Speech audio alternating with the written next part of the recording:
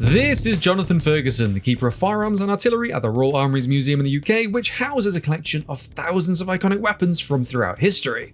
And I'm your host, Dave Jewett, and today we are riding the roads of a post-apocalyptic Oregon and taking on hordes of freakers as we check out the guns of Days Gone. Yes, it's a break-open Nock Volley gun. I knew that would make you wince. I could see lugs, and I could see that there was a piston firing pin. What's the firing pin striking?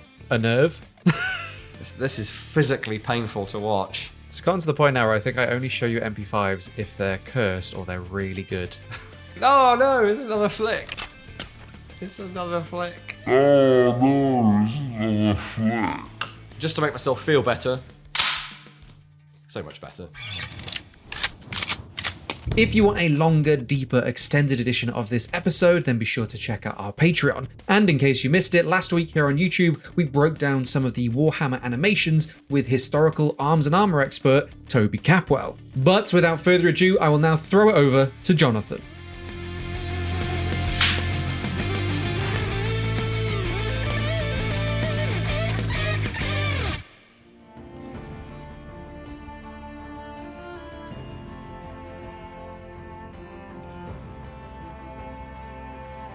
Ugh, that is ugly. That is deeply ugly. There's a lot of Beretta in there. In fact, the bit at the front looks like one of these rail conversion kits you can get for legacy pistols that don't have rails on their dust covers, where you clamp it over the trigger guard, and they look ugly too. But this is compounded by a sort of SIG-ish looking slide. Really weird shaped muzzle. It's like someone tried a bit too hard to make this Beretta not look like a Beretta, but left large chunks of it unchanged. Big, it looks big, heavy, awkward to carry, too many sharp edges. Yeah, form does not follow function with this one. This is the oil filter suppressor thing, which was very hot around about the time this came out. It's a real thing, but you need an adapter to attach it, and you need a threaded barrel in the first place, which this thing didn't have. Short answer is yes, oil filters can be adapted to firearms, and they can make the report quieter. Long answer is there's more to do there, as I think we covered once on a COD game, and they're not exactly convenient, as you can see even from the game. You can't use the sights. Not only can you not use the sights, but your view is blocked by the great big oil filter. So he probably ought to be bringing it down a bit lower so he's looking over the top of the gun. If gunshots attract zombies, yeah, I can see why you'd want to use this. And the sound isn't bad. Of course, this being a game, it breaks after a certain amount of time. Now, depending on how well you've bodged it onto the end of your pistol, it's perfectly possible that after X number of shots, you might get a baffle strike and it blows off. Well, not baffle strike. Oil filter strike. So it's maybe more plausible with these things than it is with a game where it just has a suppressor that magically deteriorates to the point where it flies off.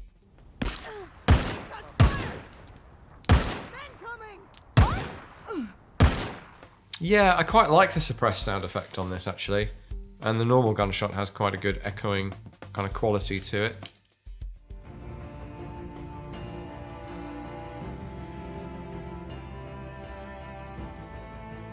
Not the best AK I've ever seen, not the worst. There's a bit of a funky shape to some of the components. The rail just not magically, but the rail being just fitted straight to the top cover somehow isn't very correct. The handguard looks very square as well. It is very square, yeah. It reminds me of the Yugoslavian one, but it's not the right pattern for that. It's just very... I think because the gas tube is too high up, there's a huge gap between the gas tube and the barrel. They've, instead of realizing that their gun's out of proportion, they've increased the height of the receivers and the height of the top cover, I think, in particular. No, the receiver as well. And they've therefore had to stretch the handguard to compensate. The short magazine is fine. There are short mags out there. The AKM-ish depression in the receiver is too shallow and too large. But yeah, I think this is just an artifact of trying to make a gun that's recognisably an AK, but not worrying too much about how accurate it is. Time was we didn't give a monkeys about that at all. But as time's gone on, people pay attention to this sort of thing more, and I'm not helping.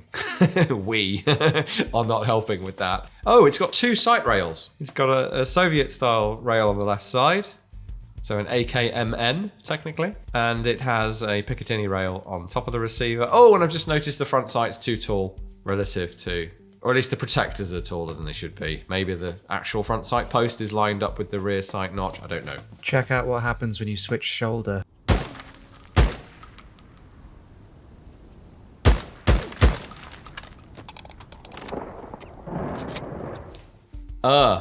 I'm more concerned with how he's reloading it. He's just flicked it out of the gun to the left. There's a lot of flicking in this game. Without depressing the mag catch, as far as I could see. Yeah, so when you switch shoulder, it teleports to the other shoulder. Yeah, it mirrors everything. It just randomly starts ejecting from the left when you're shooting from your left shoulder. I'm sorry. I try not to directly criticize anyone's work, but that is lazy. That I can only imagine they were under some crunch there, and someone said, "Why can't he fire from his left shoulder? We need him to be able to do that." And they went, "Oh shit!" And they had to just do it that way because. No, I mean, I can sort of get for the pace of gameplay or something why you might need to have it jump to the left shoulder, but to just mirror everything, yeah, it makes me a little sad. Is this supposed to be semi-auto? Because the rate of fire is very slow. No, it's fully automatic. That sounds like no more than 500 rounds per minute. It's like a brand gun rate of fire, or maybe even slightly less. Should be 600, 650. The other possibility, and I'm just sort of spitballing, as our American friends say, but was this designed as an FPS and then converted to third person? Because that would explain some of the jank. Just drop.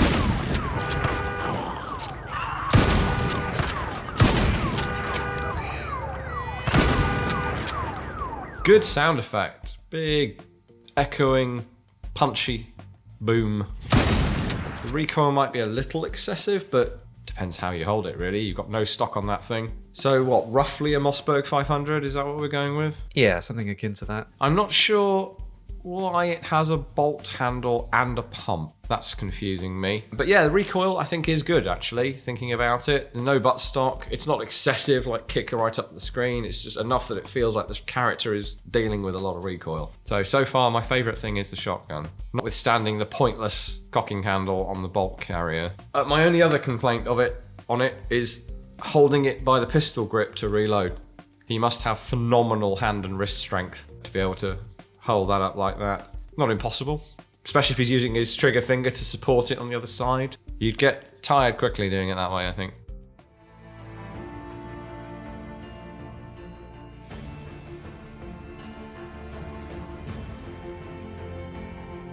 Interesting. That appears to be... Right. So, this is a Nova. A Benelli Nova.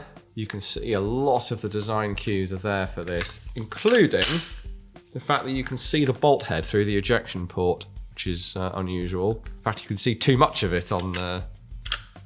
That's interesting. When it's unloaded, you can see that it tends to sit with the bolt head quite basically unlocked and sitting against the barrel, against the chamber.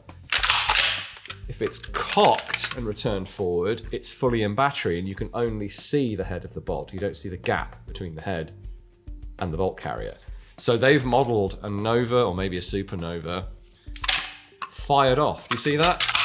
So I cock it, I fire it, the pump grip drops back because of the way this thing locks up. It's not a design flaw, it works just fine.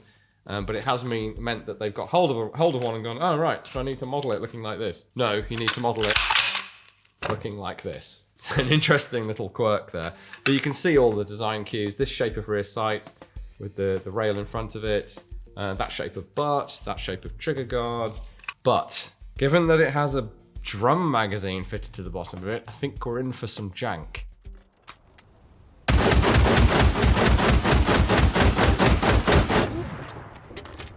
Yeah, this ain't an auto shotgun, guys. Very much a pump action shotgun. Yeah, so both the Benelli Nova and the Supernova are pump guns. They are not semi-autos, and they're certainly not full autos, which seems to be what this thing is. Interestingly, the icon for it looks like a proper, I think it might be the Nova actually, because the Supernova I think has an adjustable stock, which this doesn't. So the little icon is correct, but then the gun in the game, someone's obviously gone, we need to rebalance this, so they've turned it into like a Daewoo or a AA-12 or something, but still looking like the Benelli. What an odd gun. It feels like redneck Last of Us. You won't be the first person to say that. The environments are nice though. It's made me want to visit Oregon one day. If the Oregon Board of Tourism are watching. Watch out for the dysentery though. There's a whole trail of it last I heard. Thank you for completing my dad joke there. That's what I'm here for. Hey, I'm just popping up very quickly to say if you're enjoying this episode, there is a longer, deeper, extended edition over on our Patreon. Plus, over there you can get dozens more Director's Cut episodes, early access to future content, and so much more. But whether you join our Patreon or follow along on YouTube, all of your support means the absolute world to us, and we appreciate you watching. But now, I will get back to the video.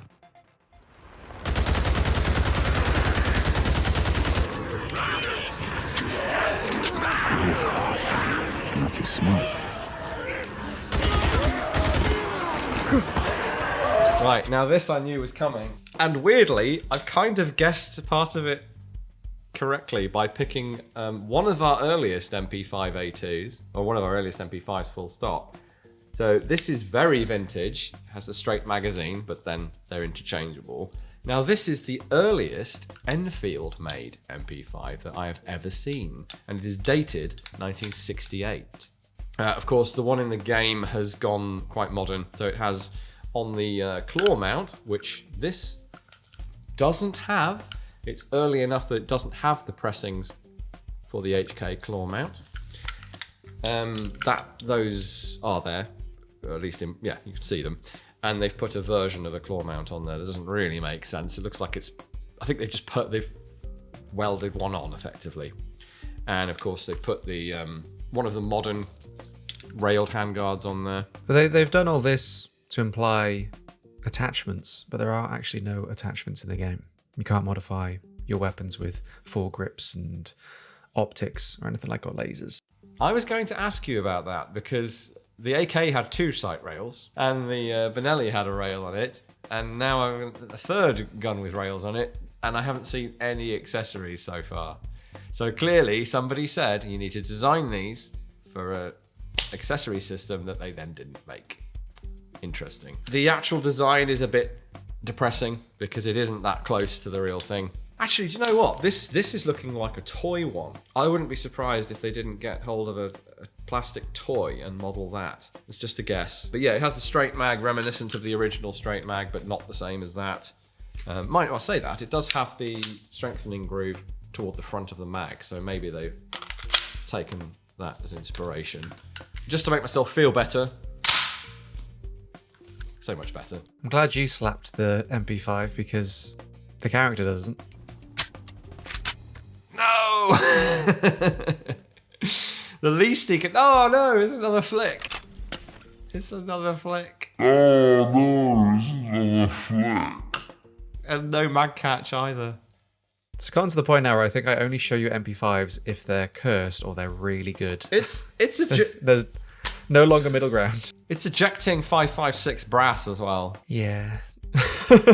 Why didn't they just put an HK53 in the game? The rate of fire is too slow as well. And the sound effects, the shotgun sound effects, I like. Even the pistol versus suppressed pistol was okay, if not good. The sound of this thing is awful. It really feels like a 1990s effort. Sorry, guys.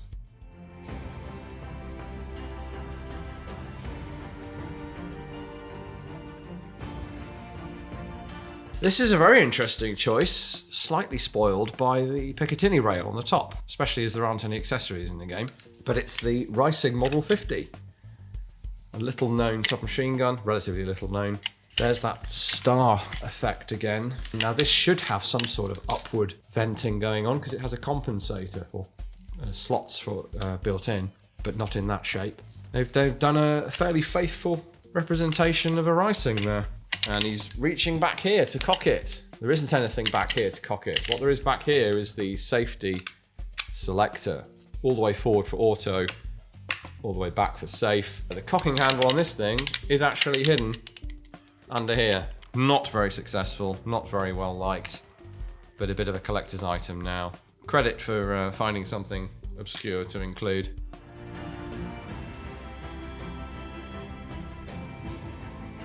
Right, it's a rare sighting for a video game. It's a take on the Nock Volley gun. This is a real one. Some other kind of greebly bits going on that I don't understand. Notably what looks like a top brake lever. So I've got a nasty feeling this is going to be a breech loading cartridge gun. Let's have a look. Yeah, it's got a piston firing pin, like a Snyder or a trapdoor or something. That's a hammer, not a percussion. So it's not a percussion gun at all. The barrel's a square section as well, or hexagonal section. The real thing is round, with ribs between them, and then braced together.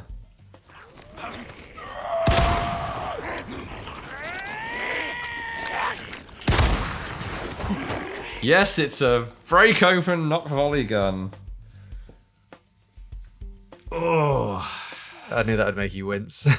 He's got a big speed loader. I could see lugs, and I could see that there was a piston firing pin. What's the firing pin striking? A nerve? Yes.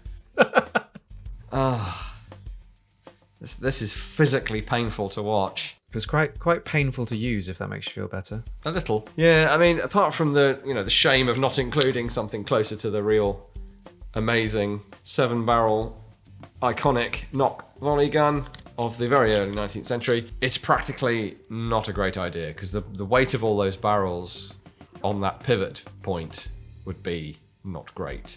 More than anything else, it's just pointless. All you're getting out of this is an overcomplicated substitute for a revolver carbine.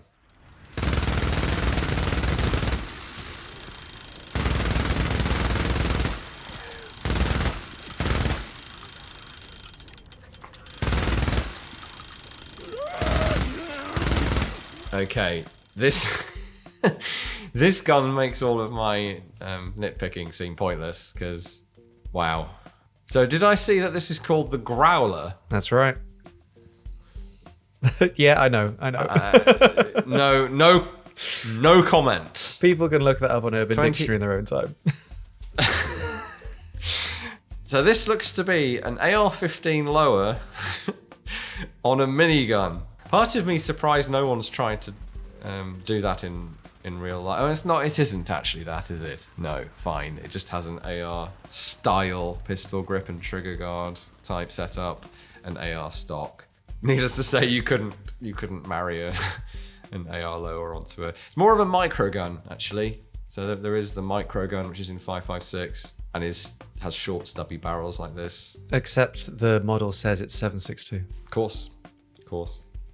And actually, if you look at there we go. There's the plaque on the side and the caliber. I guess it's the casings made me think, because they look more like 5.56 casings. But anyway, I've just noticed it has a Magpul style rear sight, flip up rear sight, but absolutely no front sight. If ever something was begging for a red dot, it's this. For all of its sins, it is very fun to use against the massive hordes because you can just delete them. It does look fun.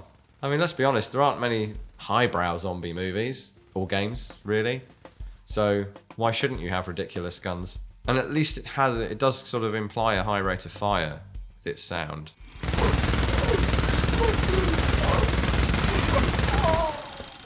Not enough cases coming out though, really, for what sounds like, I don't know, it's probably only about 1,500 rounds per minute. It's not the 3 to 6,000 that it ought to be. 3.5, I think, is the ordinary rate. It does have the scale of the micro gun that you mentioned, especially with the cluster of barrels. Yeah. But the effect is more akin to similar 7.62 weapons because there's penetration in the game. So if you shoot one of the freakers at the front of a horde, there's a chance for you to hit the ones running behind them as well. That's good. Consideration of terminal ballistics like that in a game that is focused around slaughtering zombies is good.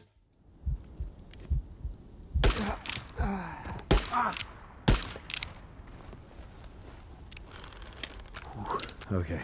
That's a huge, blocky revolver with, looks like a really heavy barrel shroud extension thing that looks to be sort of strapped on with two steel straps with 3 screws aside. Really quite strange. Okay, so a single action cocking that for some reason. Yeah, I think it would be better if it just had a normal barrel or sort of normal shroud at least. That huge, heavy shroud it would make it impractically heavy. It's clearly meant to be some sort of, if you look at the icon, more implies that that's an additional muzzle weight, for like a target muzzle weight that's been added. Whereas in the actual model, it looks like it's designed that way, but it has these reinforcing straps on the side that are very strange. The only thing I could find in relation to this when I was doing research was the Dan Wesson PPC. Yeah, I think that has to be the inspiration. That's not one I've seen before. Down to the bottom piece being a separate piece, that's definitely where they've got the idea from, but that doesn't have the straps on the side, and it isn't quite as big and hefty as it is in the game.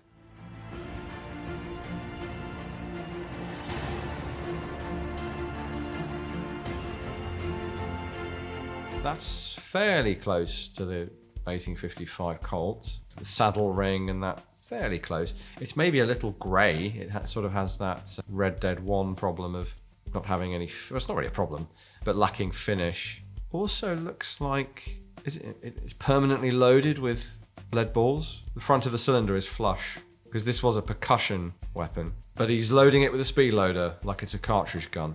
Okay? How? No, it does look like he's swapping cylinders, which is kind of how you'd have to do it on this. Albeit, you'd have to deconstruct the gun to do that. You can't just magically push the cylinder off its axis pin and slap another one in. But I get that they have to fudge that. Yeah, all the hills and mountains of Bend, Oregon makes for a nice setting and showcases the rolling echoes of the gunfire very well. Yeah. No, I was right the first time. They've somehow fudged the cylinder as popping out to the side, like a modern swing-out cylinder, and he's loading it with a speed loader and flicking it back in. Which is just, there's no mechanism on that gun to facilitate that, perhaps needless to say. You like killing drifters, is that it? How do you like it now? Did I just see rock chuck? I looked up what a chuck is, because I was like, obviously it's a reference to an animal, and it's a type of groundhog. Yeah, I know what a woodchuck is, as in how much wood would a woodchuck chuck if a woodchuck could chuck wood? Have you not heard that one before? I have. I still don't have an answer for that question. 500 rounds a minute, apparently. 500 rounds per minute? That's far too low. So this is clearly a very legally different AAC honey badger. Integrally suppressed, 300 blackouts, AR-based carbine. Followed later by the sugar weasel. So you never know, they might do something with a woodchuck or something. And it sounds quiet, as it should do. This is the only weapon in the game that uses an actual suppressor. Every other game needs an oil filter. By extension, this is the only gun in the game that their suppressor doesn't fall apart after like 10 shots. So for that, it's like one of the best weapons if you're trying to go stealth. For the sake of Q's reputation, I very much hope that their suppressor doesn't fall off after several shots. Yeah, it doesn't go pew-pew in real life. It's very quiet, but it's not that quiet. Still has a muzzle flash. I mean, you do get a tiny muzzle flash with a suppressor, but you have to kind of be looking from a forward angle to see it, and it has to probably be nighttime, and it depends on the weapon as well. But in daylight, I wouldn't expect to see any flash from this thing. It's keeping all of its combustible gases in, and so they're not reigniting, which is a big component of that big flash that we see is what's happening. What was that? It's over there. I appreciate a good zombie game, and I think this looks like a good zombie game. I have some issues with the guns, you might have noticed through the course of this one. I don't know what else to say about it.